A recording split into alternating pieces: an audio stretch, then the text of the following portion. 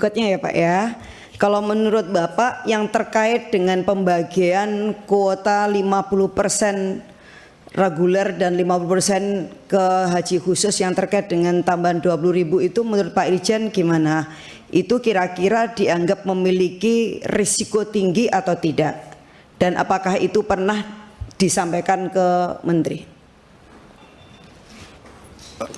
Terkait kota ya itu seperti saya sebutkan tadi di awal Bu ya, ini kan selama ini kota itu kan tidak menjadi isu ya selama ini ya, mungkin setahun kami ya saya menjadi Irjen itu tidak menjadi isu gitu. Jadi artinya terkait kota ya fine saja, sehingga memang seperti tadi saya sampaikan kalau di dalam audit kita membuat perencanaan audit itu berbasis risiko. Jadi kalau dalam pemahaman kami, jadi kalau ditanya bagaimana dengan manajemen, bagaimana dengan kota yang 50-50 ya tadi Bu ya, Bu Lulu ya. Ini kan begini ya, terus terang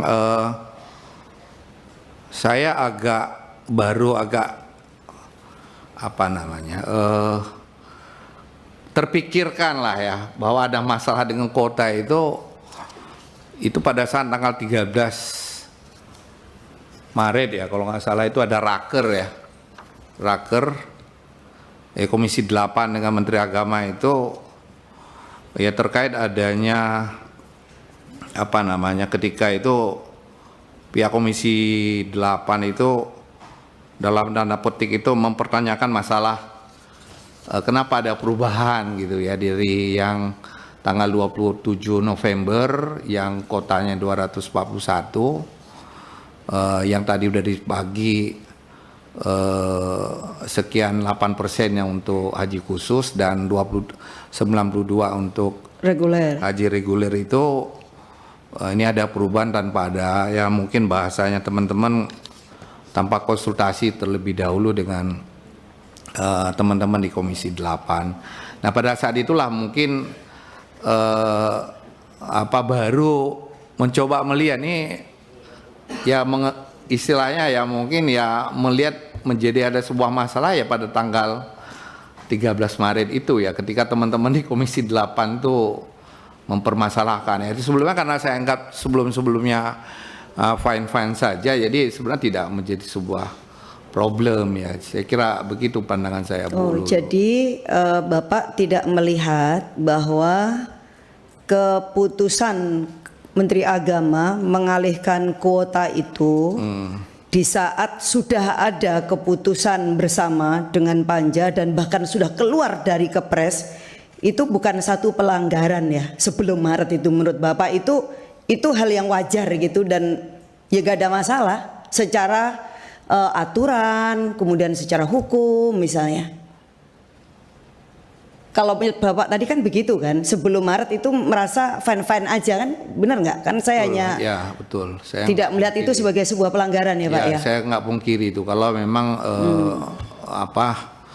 yang saya rasakan ya seperti itu. Artinya ya karena selama ini kan kota nggak ada isu ya yang menjadi fokus perhatian jadi ya saya menganggap nggak ada masalah dengan ya, isunya sih ya keadilan sih Pak. Nah oke. Setelah Maret itu lalu pandangan Bapak seperti apa gitu setelah melihat oh ini ternyata ada masalah. Nah lalu apa sikap Bapak dan juga tindakan-tindakan yang dilakukan ya sesuai dengan tupoksi yang menjadi kewenangannya Bapak gitu. Ya ini memang kalau nggak salah ketika itu masih seingat saya Bu ya mungkin di gedung DPR ketika itu kan saya tanya ke Pak Dirjen. Pak Dirjen siapa ya, Pak Hilman Latif ya. Oke. Ya Pak Dirjen saya tanya Pak Dirjen nih perubahan ini apa namanya? Apakah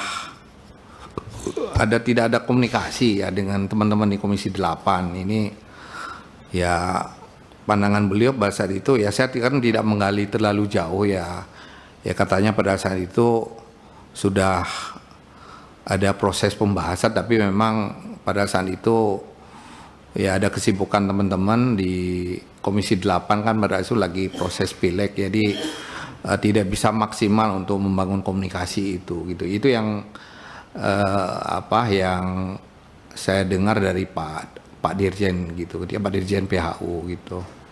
Demikian Bu Lulu. Terakhir ya Pak ya. Sebagai Irjen, apakah Bapak tidak mengikuti proses dan alur yang berurut gitu Pak, yang terkait dengan kuota ini?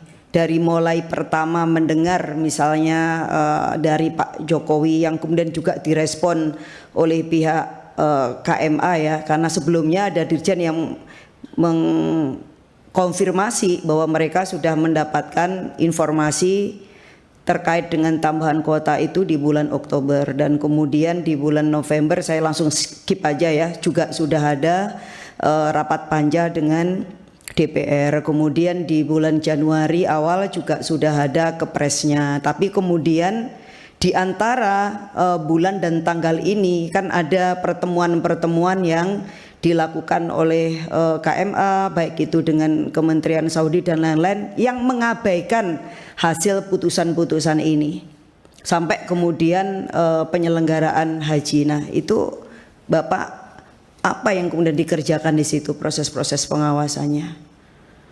Kalau terkait pengawasan terhadap aktivitas sehari-hari kan kita tidak melakukan Bu ya, karena memang kan itu ranahnya manajemen ya.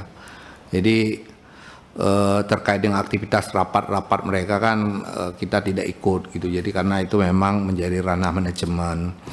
Cuma memang yang saya pahami itu kota itu kan ya tadi disebutkan nama Bu Lulu, pada saat kesepakatan tanggal 27 itu kan sudah ada kesepakatan 241 itu yang seperti pembagian seperti yang kita 92% untuk haji reguler dan 8% untuk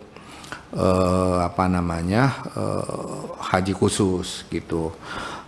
Dan terkait itu ada KMA yang dikeluarkan 15 November sebelum kesepakatan itu, yang kotanya masih 221 dan kemudian ada KMA lagi yang tanggal 15 Januari yang membagi kota sudah 10.000. Nah itu mungkin pada saat itulah saya baru mengetahui adanya pembagian 10.000 gitu. Yang berarti memang Bapak tidak mengetahui pengajuan kementerian ke BPKH ya Pak ya?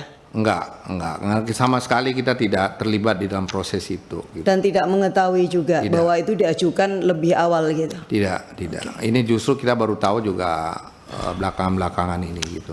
Demikian. Ya, dari saya sementara cukup dulu.